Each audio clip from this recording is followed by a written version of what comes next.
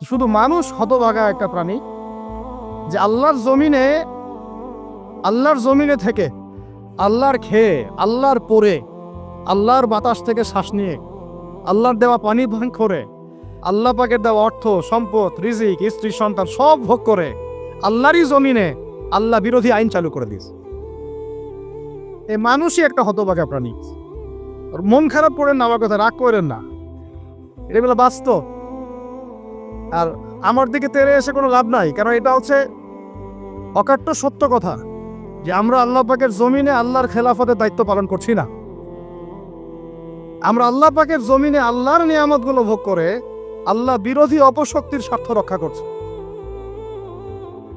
না হলে বাংলাদেশের মতো জায়গায় কেউ ট্রান্সজেন্ডার চালু করতে পারে? একটা 90% মুসলিমের দেশে কেউ সুদভিত্তিক ব্যাংকিং সিস্টেম চালু করতে পারে, মদের বার চালু করতে পারে, জেনার লাইসেন্স দিতে পারে, পতিতালয় লাইসেন্স প্রাপ্ত হয়, কখনো ওই যে যাত্রা পালাগান, ঢাকঢোল, ডুগি তবলা বাজতেছে, কেউ প্রতিবাদও করতে পারে না। করতে গেলে তাকে বলা হয় সে মৌলবাদী, সে সন্ত্রাসী, সে জঙ্গি, উগ্রবাদী। তো আমরা যদি আল্লাহ পাকের জমিনে আল্লাহর খেয়ে, আল্লাহর পরে, আল্লাহ পাকের সব নিয়ামত ভোগ করে এই যদি হয় আমাদের অবস্থা, তাহলে আমাকে আপনি বলেন যে আল্লাহ পাকের কি বয়ে গেছে যে আমাদের হাতে আল্লাহ পাক এই দুনিয়াতে বিজয় দিবেন? আর কোনো জাতি নাই, পুরো মহাবিশ্বে সবাই আল্লাহর হুকুম মেনে চলে। সূরা বানিয়ান, এমন কোন সৃষ্টি নাই আল্লাহ পাকের যে আল্লাহর তাসবিহ পাঠ করে না। শুধু মানুষই হতভাগা একটা সৃষ্টি। আমরা, আল্লাহ মাফ করেন আমাদেরকে, নামাজও পড়ে না। কি করে না? পাঁচবার দিনে বলা হচ্ছে হাইয়া আলাস সালাহ, হাইয়া আলাল ফালাহ, সাফল্যের জন্য আসো, সালাতের জন্য আসো, কল্যাণের জন্য আসো। কানে ঢুকে না, যায় না নামাজ পড়তে। কোরআন, ওই যে বললাম, বাসায়, সবার বাসায় কোরআন আছে। এমন কোন ব্যক্তি আছেন আপনারা যে আপনাদের বাসায় কোরআন নাই? প্রত্যেকের বাসায় আছে। এমনকি আপনার ফোনের মধ্যে অ্যাপসে আছে, খুলে দেখার সময় নাই। সময় কোথায়? মানে এত ব্যস্ত, সকাল থেকে রাত পর্যন্ত এতই ব্যস্ত মানুষ হতভাগা, কোরআন খুলে দেখার সময় নাই। আবার বলে, এসব কথা বললে আবার বলবে যে আমরা কি ইসলাম কম বুঝি? আপনারা ইসলাম বোঝেন, আমরা বুঝি না? আপনারাই মুসলমান, আমরা মুসলমান না? এইগুলা বলবেন। ওমর রাদিয়াল্লাহু আনহু ঠিকই বলেছিলেন আজকে থেকে এই 1400 বছর আগে, যে ইসলাম ধ্বংস হবে যখন দেখবা 3টা বিষয় সমাজে চলছে। 1, দল্লাতুল আলেম, আলেমরা যখন পথভ্রষ্ট হয়ে যাবে তখন সমাজে ইসলাম ধ্বংস হয়ে যাবে। 2, ওয়াল আইম্মাতুল মুদিল্লিন, যখন আসবে এমন কিছু শাসক যারা পথভ্রষ্ট, মুদিল্লিন, তখন সমাজ ইসলাম ধ্বংস হবে। আর ওয়াল মুনাফিকিন ফি জিদারি কিতাবিল্লাহ, যে মুনাফিকরা যখন আল্লাহর কিতাব নিয়ে বাকবিতণ্ডা করবে, মুনাফিকরাই বাকবিতণ্ডা করবে যে আমরাই বেশি বুঝি ইসলাম, তোমরা বোঝো না। আর বাংলাদেশে টকশোয়ের সংস্কৃতি চালু না হলে আমরা এটা বুঝতেও পারতাম না যে আসলে হাদিসটা সত্য। মাথার উপর দিয়ে যায় কথা কিছু না, পরে লেকচার রিপিট শুনে নিন। মূল জায়গায় আসি। কোরআন ঘরে আসে, আমরা তেলাওয়াত করি না। নামাজের আজান কানে আসে, নামাজে যাই না। শেষ রাত্রে আল্লাহ পাক প্রথম আসমানে নেমে আসেন। কিভাবে নেমে আসেন আমরা জানি না, ওইটার কাইফিয়ত ব্যাখ্যা করার আমাদের দরকারও নাই। আল্লাহ পাক বলেছেন বাস ঈমান রাখি। এবং আল্লাহ পাক আহ্বান করতে থাকেন, কে আছো আমার কাছে কিছু চাইবা আমি তোমাকে দিব, সুবহানাল্লাহ। কে আছো আমাকে ডাকবা আমি তোমার ডাকে সাড়া দিব। কে আছো আমার কাছে ক্ষমা চাইবা আমি ক্ষমা করে দিব। এইভাবে ফজর পর্যন্ত আল্লাহ পাক আহ্বান করতে থাকেন। আমরা ওই সময় ফেসবুক চালাই, রিল্যাক্সে ঘুম দেই। তাহলে নামাজের আজান কানে যায়, নামাজ পড়ি না, কোরআন বাসায় আছে, তেলাওয়াত করি না, খুলেও দেখি না, 40 কুলখানি বাদ দিয়ে। আর শেষ রাত্রে আল্লাহ পাক আহ্বান করতে থাকেন, আমি উঠে ওযু করে 2টা রাকাত নামাজ পড়ে একটু দোয়া করব, সেটা পারি না। এই আমি আবার যখন দিনের বেলায় এলেম শিখতে যাই, এমন জায়গায় এলেম শিখতে যাই যেখানে নারী পুরুষ একাকার অবস্থা, ফ্রি মিক্সিং। আমি এমন এলেম শিখতে চাই যে এলেমটা আমাকে 20 বছরে 20টা সূরাও শেখায় না। 20টা হাদিস আপনার মুখস্থ নাই, আমি চ্যালেঞ্জ করতেছি আপনাকে। 20টা হাদিস আপনি দাঁড়ায় বলেন, ছোট ছোট হাদিস খালি। যেমন عن أمير المؤمنين عمر بن الخطاب رضي الله عنه قال قال رسول الله صلى الله عليه وسلم إنما الأعمال بالنيات وإنما لكل امرئ ما نوى فمن كانت هجرته إلى الله ورسوله فهجرته إلى الله ورسوله ومن كانت هجرته إلى الدنيا يصيبها أو امرأة يتزوجها فهجرته إلى ما هاجر إليه এরকম ছোট্ট ছোট্ট আপনি আমাকে 20টা হাদিস শুনান যারা 20 বছর পড়াশোনা করেছেন জেনারেল লাইনে, দাঁড়ান দেখি কার সাহস আছে। এই হচ্ছে আপনাদের শিক্ষা ব্যবস্থা। তারপরে আপনি আবার যখন চাকরি ক্ষেত্রে যান, ঘুষ ছাড়া আপনার চাকরি হচ্ছে না। এই হলো অর্থনৈতিক জীবনের অবস্থা। আবার চাকরি, ব্যবসা, বাণিজ্য যাই করছেন এর মধ্যে ম্যান্ডেটরি মাস্ট বি মাপে কম দেওয়া তো আছেই, অন্যের সম্পদ আত্মসাৎ তো আছেই, পণ্যে ভেজাল দেওয়া তো আছেই, তারপরে সিন্ডিকেট তো আছেই, যেটার দাম এখন এই রজবের আছে কয় তারিখ, রজবের 14-15 হবে না? তো এই রজবের 14-15-তে যে পণ্যের দাম 200 টাকা, 1.5 মাস পরেই সে পণ্যের দাম হবে 400 টাকা। এই হলো অর্থনৈতিক জীবনের অবস্থা। আর সুদের সাথে সম্পৃক্ত না হলেও তো আমাদের ঘুম হচ্ছে না। বাংলাদেশের 64,000 গ্রাম বাংলা বলি না আমরা, 64,000 গ্রাম বাংলায় একাধিক এনজিও আছে, সবাই সুদি কারবার করতেছে। আমাদের মা বোনরা ওখানে সমিতিতে নাম লিখাচ্ছে, আমরাও নাম লিখাইছি অনেকে। কিস্তি শোধ করতে হচ্ছে, জমি বন্ধক রাখো, বাছুর বন্ধক রাখো, গরু বন্ধক রাখো। শেষমেশ ধনীরা ধনী হচ্ছে, গরিবরা গরিব হচ্ছে। কারণ আল্লাহ পাক এই কিতাবের মধ্যেই বলেছেন, সূরা বাকারার শেষের দিকে আছে যে ইয়া আইয়ুহাল্লাযীনা আমানু, হে মুমিনগণ, ইত্তাকুল্লাহ, আল্লাহকে ভয় করো, ওয়া যারু মা বাকিয়া মিনার রিবা ইন কুনতুম মুমিনিন, যদি মুমিন হয়ে থাকো। ওয়া ইন লাম তাফআলু, সুদ যদি না ছাড়ো, ফাআযানু বিহারবিন মিনাল্লাহি ওয়া রাসূলিহি, আল্লাহ এবং তার রাসূলের সাথে যুদ্ধের ঘোষণা শুনে নাও। আয়াত বুঝলেন? আয়াতটা কি বুঝলেন? তো আপনার আমার কল্যাণ হবে না ভাই দুনিয়ায়? পরকালে কল্যাণ হবে না? আমরা হাউজে কাউসারের পানি তো পাবো ইনশাআল্লাহ, আমরা কবরের উত্তর তো দিতে পারবো ইনশাআল্লাহ। আমাদের জন্য নবী সাল্লাল্লাহু আলাইহি ওয়াসাল্লাম সুপারিশ তো করবেন ইনশাআল্লাহ, সুপারিশ তো নবীজি করবেন, এটা ঠিক আছে, এটা তো ঠিক আছে। কিন্তু কোরআনে যে আল্লাহ পাক বললেন, আল্লাহ পাক আমাদেরকে প্রতিশ্রুতি দিয়েছেন যে তোমরা দুশ্চিন্তাগ্রস্ত হয়েও না, তোমরা টেনশন করো না, ভয় পেও না, হীনবল হয়েও না, আনতুমুল আ'লাউনা, তোমরাই বিজয়ী হবে এই দুনিয়াতে এবং আখিরাতে, তোমরাই বিজয়ী হবে ইন কুনতুম মুমিনিন, যদি প্রকৃতপক্ষে মুমিন হয়ে থাকো। আমাকে বলেন, যারা আজান শুনেও নামাজে যায় না, এরা কি মুমিন? বলেন। আপনি মনে করছেন আমি জুমার নামাজ তো পড়ি, ঈদের নামাজ তো পড়ি। এমনও হতভাগা মানুষ আছে পৃথিবীতে যাদের নামাজ প্রথমবার তারা নামাজ পড়ে জানাজার নামাজ, আছে না ভাই? আল্লাহ পাক আমাদের সবাইকে 5 ওয়াক্ত নামাজি হওয়ার তৌফিক দান করেন, এবং কাজা নামাজ অনেকের আছে, আল্লাহ পাক সেগুলো আদায় করার তৌফিক দান করেন। আপনারা যখন হজ উমরা সফরে যাবেন, বেশি বেশি সেখানে নামাজ পড়বেন, কারণ ওখানে 1 রাকাত নামাজ হারাম শরীফে পড়লে 1 লক্ষ রাকাতের নেকি হয়, আর মদিনা মুনাওয়ারায় পড়লে, মানে হারামে পড়লে 1000 নেকি হয়। আর এই দুইটা আমরা খুব ভালো জানি, মিম্বরে আলোচনা হয় খুব, মাশাআল্লাহ, তাই না? তো নসিহত হচ্ছে ওখানে গিয়ে আমরা বেশি বেশি নামাজ পড়বো, নফল নামাজ, ঠিক আছে? কাজা নামাজগুলো হিসেব করে আদায় করার চেষ্টা করবো ইনশাআল্লাহ। তবে হাদিসে আরেকটা জায়গা আছে, ওইটা আমরা ভুলে গেছি। আরো একটা মসজিদ আমাদের আছে ভাই, যেখানে 2 রাকাত নামাজ পড়লে জীবনের সব গুনাহ মাফ হয়ে যায়। ওইটা আমাদের পাঠ্যপুস্তকে নাই, আমাদের চেতনায় নাই, আলোচনায় নাই, মিম্বরে নাই, খুতবায় নাই। সেই মসজিদ কোথায়? এমন একটা জামা আমাদেরকে করতে হবে যার একজন নেতা থাকবে, একটা নেতা, একদম সামি'না ওয়া আতা'না, শুনলাম মানলাম, এমন নেতা। এত ইখতিলাফ, এত বিভক্তি চলবে না।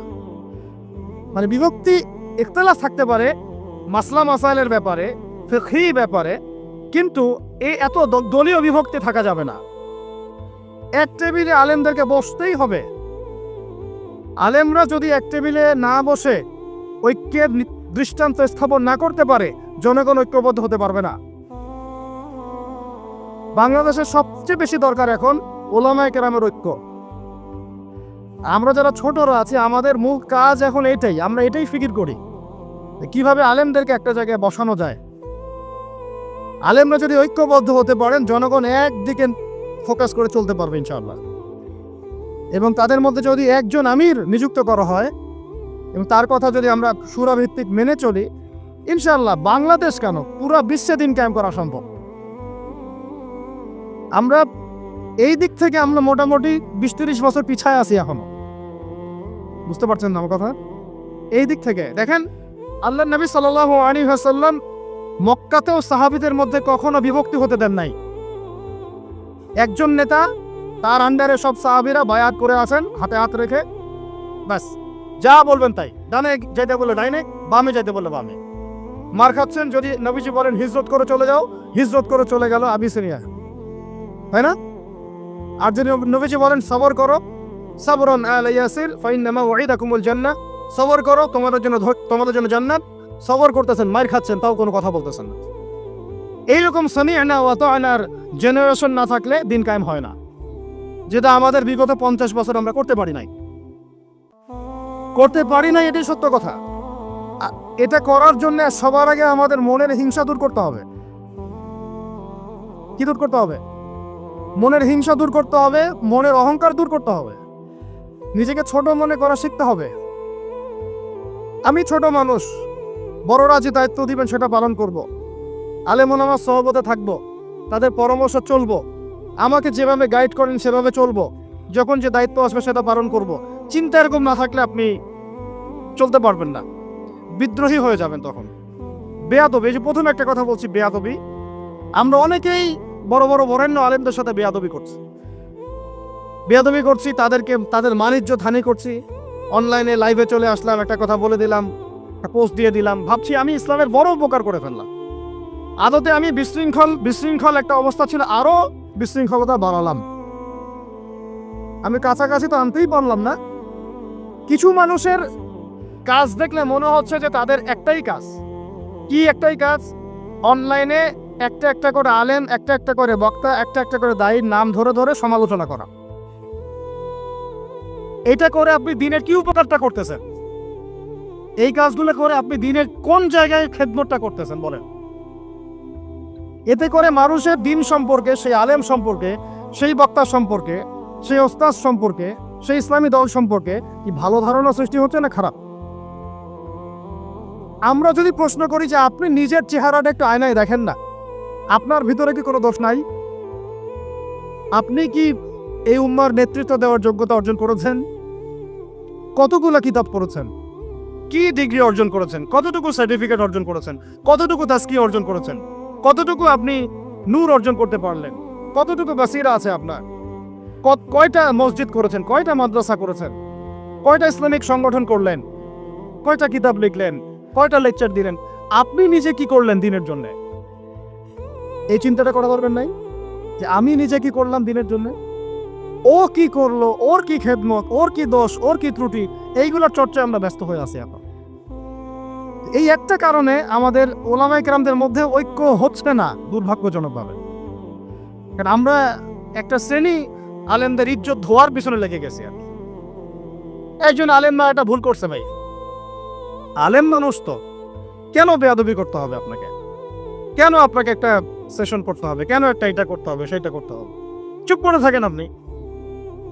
পারলে তার সাথে আপনি পার্সোনালি দেখা করেন, তার কাছে যান, তার কথার পিছনের কারণটা খুঁজে বের করার চেষ্টা করেন। ইসলামের খেদমত এগুলো হচ্ছে না, ওইদিকে যেতে যাচ্ছি না। একটা রিকোয়েস্ট করবো আপনাদেরকে যে আমরা সবাই একটা দায়িত্ব কাঁধে নেই, যে এই উম্মতকে বিজয়ী করার জন্য আমারও কিছু দায়িত্ব আছে। আপনার দায়িত্ব নেই ভাই? আপনি আয়নার সামনে আজকে রাত্রে দাঁড়ায় অনেস্টলি সততার সাথে দাঁড়াবেন, দাঁড়ায় আপনার চেহারা আয়নায় দেখবেন, দেখে চিন্তা করবেন যে আসলে আমি আজ পর্যন্ত এই উম্মাকে কি দিয়েছি।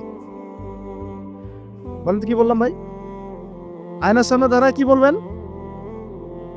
আমি আদনান, আমি আব্দুর রহমান, আমি আব্দুর রহিম, আমি অমুক, আমি তমুক, আমি ইসলামকে, উম্মাকে, আল্লাহকে, রাসূলকে কি দিয়েছি এই পর্যন্ত। যদি আপনার মনের মধ্যে সততা থাকে, জবাব ওই আয়নার তসবির আপনাকে দিয়ে দিবে।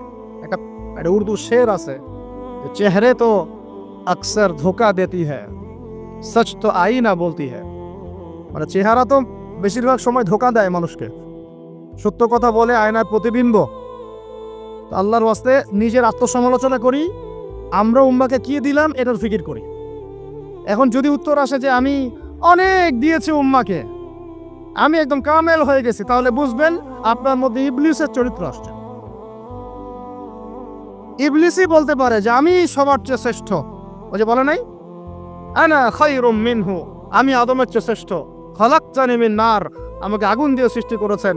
খলাকতাহু মিন তিন, তাকে মাটি দিয়ে সৃষ্টি করেছেন। এই কেবার যদি চলে আসে বুঝবেন আপনি ধ্বংস হয়ে গেছেন। ফিরআউন বলেছিল আনা রব্বুকুমুল আ'লা, আমি তোমাদের মহান রব। নাউযুবিল্লাহ। আর একজন আল্লাহর বান্দা খালি বলবে আল্লাহুম্মা ইজআলনি ফি আইনি সগীরা ওয়াজআলনি ফি আ'য়ুনিন নাসি কাবীরা। আল্লাহ তুমি আমাকে নিজের চোখে ছোট বানায় দাও আর অন্য মানুষের চোখে আমাকে বড় বানায় দাও। আমিন। তো আত্মসমালোচনা করতে হবে কিনা ভাই? এখন যদি আমার উত্তর আসে যে না আমি তো আসলে ভাই কিছু করতে পারি নাই, এই টুকটাক কিছু লেকচার দিয়েছি এতটুকুই, এখনো আমি উম্মাহকে ঐক্যবদ্ধ করতে পারি নাই, উলামায়ে কেরামকে এক জায়গায় আনতে পারি নাই, আমি এখনো কোনো ইসলামিক বড় কোনো অ্যাসোসিয়েশন ফর্ম করতে পারলাম না, এখন পর্যন্ত আমি 100টা কিতাব লিখতে পারি নাই, এখনো আমি ইফতা দেওয়ার মতো বা মুফতি হওয়ার মতো যোগ্যতা অর্জন করিনি, এখনো আমার কোরআনের কত জ্ঞান শেখা বাকি, কত আলেমের সোহবতের থেকে নূর নেওয়া বাকি, এখনো কত দূর যাওয়া বাকি। এই চিন্তাগুলো যদি মনের মধ্যে আসে তখন দেখবেন রাতে আপনার ঘুম হারাম হয়ে গেছে। তখন আপনার প্রচেষ্টা চলবে ইনশাল্লাহ কিভাবে এগুলো আপনি অর্জন করতে পারবেন। ওই গুটি কয়েক মানুষকে দিয়ে দিন কায়েম হবে ইনশাল্লাহ। আমার কথা রাগ করলেন নাকি?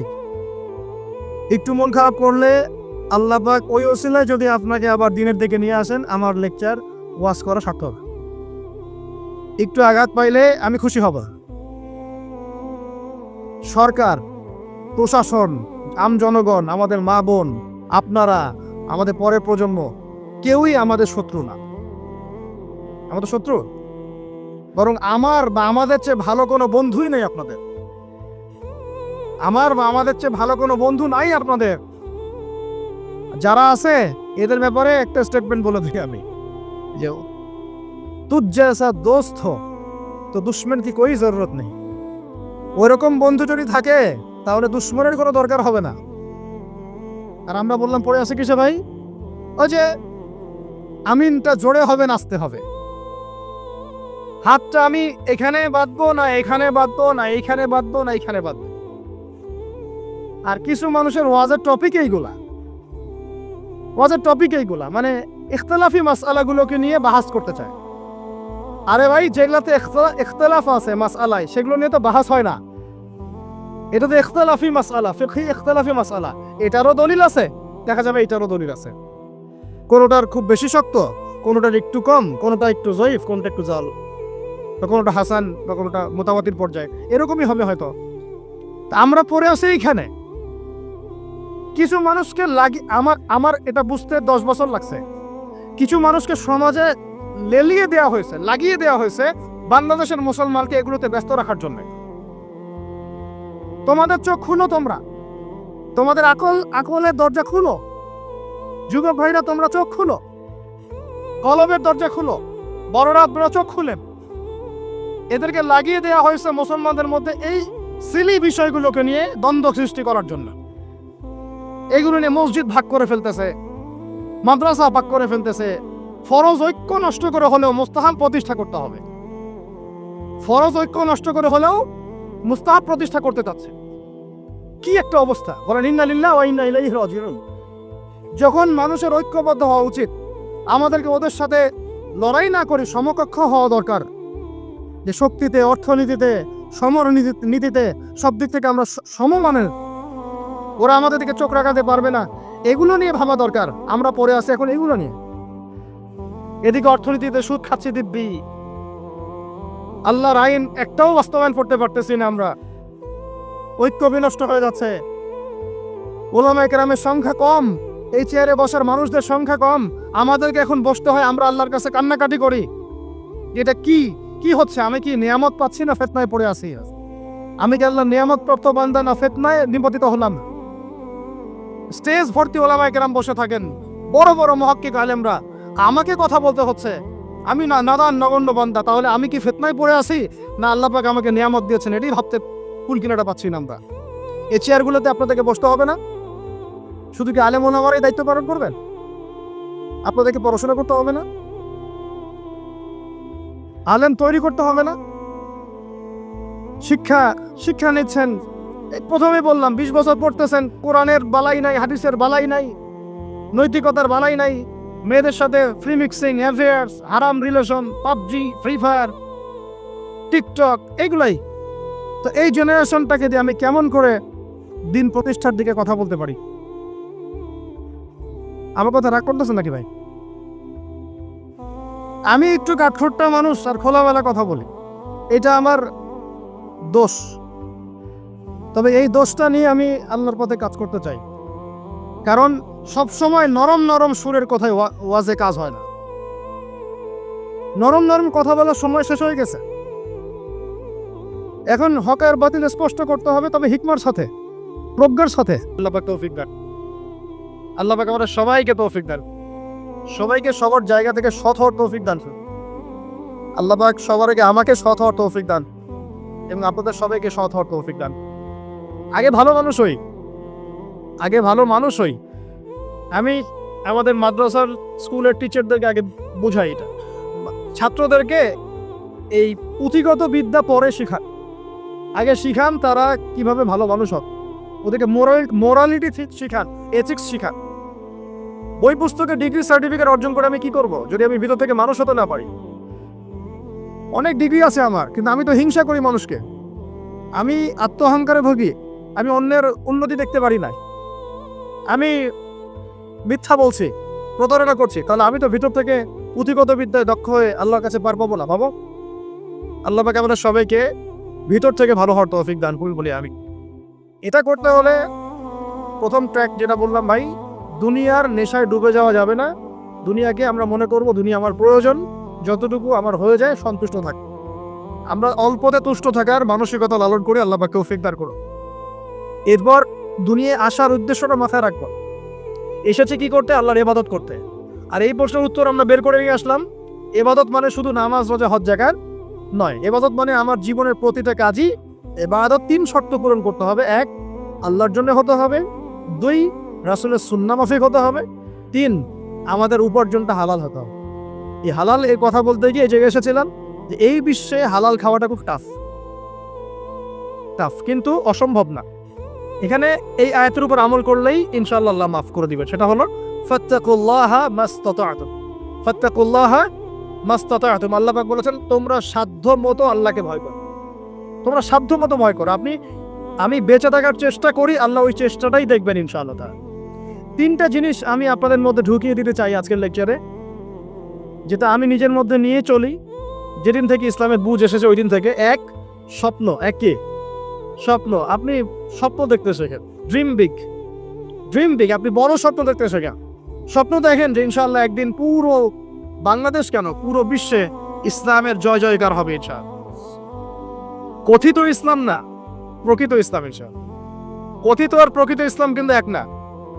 কথিত ইসলাম মানে ইসলামের নামে ধর্ম ব্যবসাও আছে, ইসলামের নামে মাজার পূজা আছে, ইসলামের নামে অনেক ভণ্ডামি আছে না? ইসলামের নামে অনেক কিছুই চলে যেগুলো আসলে ইসলামের সাথে সম্পর্কিত না। মানুষ করছে, মানুষ ইসলাম মনে করে। আমরা কথিত ইসলামের কথা বলছি না, প্রকৃত ইসলামের কথা বলছি। কোন ইসলাম? যে ইসলাম রাসূল সাল্লাল্লাহু আলাইহি ওয়াসাল্লামের যুগে ছিল, সেই ইসলাম। যে ইসলাম আবু বকর সিদ্দিকের যুগে ছিল, যে ইসলাম ওমর ইবনুল খাত্তাবের যুগে ছিল, যে ইসলাম উসমান আলী রাদিয়াল্লাহু আনহুমা তাদের যুগে ছিল, যে ইসলাম আদম থেকে নিয়ে মুহাম্মদ সাল্লাল্লাহু আলাইহি ওয়াসাল্লাম পর্যন্ত 1,24,000 নবী রাসূল আল্লাহর জমিনে প্রতিষ্ঠা করে গেছেন, ওই ইসলামের কথা বলছি। বড় স্বপ্ন দেখেন ইনশাআল্লাহ। এই স্বপ্নে আমিও একটা ভূমিকা রাখবো ইনশাআল্লাহ। এই স্বপ্নটা নিজের মধ্যে সেট করে, তাহলে আপনার মধ্য দিয়েও ইসলাম একটা খেদমত পাবে ইনশাআল্লাহ। সবাই লেকচারার হবে না, কেউ হয়তো বই লিখবে, কেউ হয়তো ইসলামের জন্য গাইবে, ইসলামের জন্য কবিতা লিখবে, ইসলামের জন্য ইকোনমিক কোনো প্রজেক্ট লঞ্চ করবে, ইসলামের জন্য পলিটিক্যাল সেকশনে দুর্নীতি কমাই দেবে, ইসলামের জন্য হয়তো কেউ কনস্ট্রাকশন ও রেভলিউশনের কাজ করবে, ইসলামের জন্য নেশনকে এগিয়ে নিবে। এমনকি ইসলামের জন্য স্বপ্নের সাথে সাথে লক্ষ্য স্থির করতে হবে। লক্ষ্য স্থির করতে হবে। লক্ষ্যটা কি? এই লক্ষ্য নিয়ে কথা বলতেই শুরু করেছে। লক্ষ্যটা হবে পরকাল। লক্ষ্যটা কি? লক্ষ্য একটাই, জান্নাত। লক্ষ্য কি? জান্নাত। এই লক্ষ্যে কাজ করতে গিয়ে যদি আল্লাহর পথে আপনাকে গালি খেতে হয়, সমালোচনা শুনতে হয়, আপনার শারীরিক, মানসিক, অর্থনৈতিক নির্যাতন সহ্য করতে হয়, দেখবেন আপনি মন থেকে সুকুন, শান্তি ফিল করছেন। এই পথে যদি হোঁচট খেয়ে পড়েও যান, শান্তি লাগবে, ভালো লাগবে যে আমি আল্লাহর জন্য করেছি, আল্লাহ আমাকে এটার আজর দিবে। চান মানুষ আমাকে অনেক ভালো বলছে, এর মানে এই নয় যে আমি জান্নাত পেয়ে গেছি। আবার মানুষ আমাকে ছিছি করছে, এর মানে এই নয় যে আমি জাহান্নামে চলে গেছি। প্রকৃত ভালো আর মন্দের মানদণ্ড আল্লাহ ফিক্স করবেন ইনশাআল্লাহ কাল কিয়ামতের মাঠে। ফামান যুহজিহা আনিন নার ওয়া উদখিলাল জান্নাতা ফাকাদ ফাজ। ওই দিন আল্লাহ পাক যাদেরকে জাহান্নামের আগুন থেকে বাঁচাবেন, জান্নাতে ঢোকাবেন, একমাত্র তারাই সফল, আর কেউ সফল নয়। আমি বলি এই আয়াত হচ্ছে, দিস আয়াত is the definition of success. এই আয়াত হচ্ছে সাফল্যের সংজ্ঞা। এই যে সাফল্য বলি আমরা, বাবা তোমাকে সফল হতে হবে, মা তোমাকে সফল হতে হবে, হ্যাঁ, what is the definition of success? আপনারা কি মনে করেন সাফল্যের সংজ্ঞা কি? দিস আয়া, এই আয়াত সূরা আলে ইমরান, দ্য ভার্স নাম্বার 185, 185 নম্বর আয়াত সূরা আলে ইমরান। এই আয়াতটা হচ্ছে দ্য ডেফিনেশন অফ সাকসেস, সাফল্যের সংজ্ঞা। ফামান যুহজিহা আনিন নার ওয়া উদখিলাল জান্নাতা ফাকাদ ফাজ। যাকে জাহান্নামের আগুন থেকে কাল কিয়ামতের মাঠে বাঁচানো হবে এবং জান্নাতে ঢুকিয়ে দেওয়া হবে, বাস সে ব্যক্তি সফল, আর কেউ সফল। এই বিশ্বে বহু বড় বড় মানুষ চলে গেছে। ফেরাউন এবং নমরুদ, আবু জেহেল, আবু লাহাব, উতবা, শায়বা, কত বড় বড় সভ্যতা পৃথিবী থেকে চলে গেছে। এগুলো তো আমরা জানি। আর যেগুলো কোরআন বলেছে, নূহের জাতি, আদ, সামুদ, মাদিয়ান, কওমে লূত, কত জাতি পৃথিবী থেকে চলে গেছে। আমরা তো শেষের দিকে আছি। মানে আমাদের আর কিয়ামতের মাঝখানে ডিস্টেন্স হচ্ছে আসর থেকে মাগরিব পর্যন্ত সময়। এই উম্মত এবং কিয়ামতের মাঝখানে ডিস্টেন্স হচ্ছে আসরের নামাজ থেকে মাগরিব পর্যন্ত সময়। নবীজি বলছেন এরকম, এই আঙ্গুল থেকে এই আঙ্গুল যেমন দূরত্ব, আমার আর কিয়ামতের মাঝখানে এতটুকু দূরত্ব। তো হিস্ট্রি তো শেষ, আমরা শেষের দিকে আছি। শেষের দিকে আসবে দাজ্জাল, ইয়াজুজ মাজুজ, ঈসা ইবনে মারইয়াম, ইমামুল মাহদি। আস্তে আস্তে ইসলামী খেলাফা রিস্টোর হবে, মানুষ আবার খারাপ হবে, ওদের সামনে কিয়ামত হবে। That's all. পশ্চিম দিক থেকে সূর্য উঠবে, এগুলো বাকি আছে। আর ভূমিকম্প কিছু, ভূমিকম্পের বছর, বড় বড় কিছু প্রাকৃতিক বিপর্যয় বাকি আছে। এখন হিস্ট্রি ঘেটে দেখেন, এরা তো চলে গেছে হিস্ট্রি থেকে। এই ব্যক্তিত্বরা কেউই সফল হবে না যদি কাল কিয়ামতের মাঠে জাহান্নাম থেকে বাঁচতে না পারে। বলেন এই বিশ্বের সবচেয়ে বড় নেতার নাম কি? আপনার কি মত বলেন দেখি। না, আমি ওই সেন্সে বলছি না। এখনকার বিশ্বের সবচেয়ে বড় পরাশক্তির নেতাকে বলেন। বাইডেন। এক্স্যাক্টলি। আমার মতে পুতিন। আমার মতে কি? এ ব্যক্তি সফল হতে পারবে না যদি কাল কিয়ামতের মাঠে জাহান্নাম থেকে বাঁচতে না পারে। তার কাছে এখন সবকিছু আছে, অনেক কিছু আছে। এই ব্যক্তি সফল হতে পারবে না যদি কাল কিয়ামতের মাঠে জাহান্নাম থেকে বাঁচতে না পারে। যদি সে কাল কিয়ামতের মাঠে জাহান্নাম থেকে বাঁচতে পারে, জান্নাতে যেতে পারে, সে সফল। এটা আমি একটা এক্সাম্পল দিচ্ছি। রাসূল সাল্লাল্লাহু আলাইহি ওয়াসাল্লাম বলেছেন, সবচেয়ে সুখী মানুষটাকে, পৃথিবীর সবচেয়ে সুখী মানুষটাকে কাল কিয়ামতের মাঠে আল্লাহ পাক এক মুহূর্ত সময়ের জন্য জাহান্নামে ঢুকাই দিবেন। কতটুকু সময়? এক মুহূর্ত। আল্লাহ পাক জানেন কতটুকু সময়। এরপর তাকে বের করে বলবেন, দুনিয়াতে সুখে ছিলা? সে বলবে, আল্লাহ সুখ কি জিনিস আমি জানি না, সুখ কাকে বলে আমি জানি না, সুখ কি আমি সেটা জানি না। আল্লাহ সুখ কাকে বলে আমি সেটা জানি না। আর এই পৃথিবীর সবচাইতে নির্যাতিত, নিপীড়িত এবং দুঃখ ক্লেশে ভরা মানুষটাকে আল্লাহ পাক এই এক মুহূর্তের জন্য জান্নাতে ঢুকিয়ে দিয়ে বের করে নিয়ে আসবে। বলবেন যে দুনিয়াতে দুঃখে ছিল, কষ্টে ছিল। এই ব্যক্তি বলবে, আল্লাহ কষ্ট কি জিনিস আমি জানি, কষ্ট কাকে বলে আমি কষ্টের সংজ্ঞাই জানি না।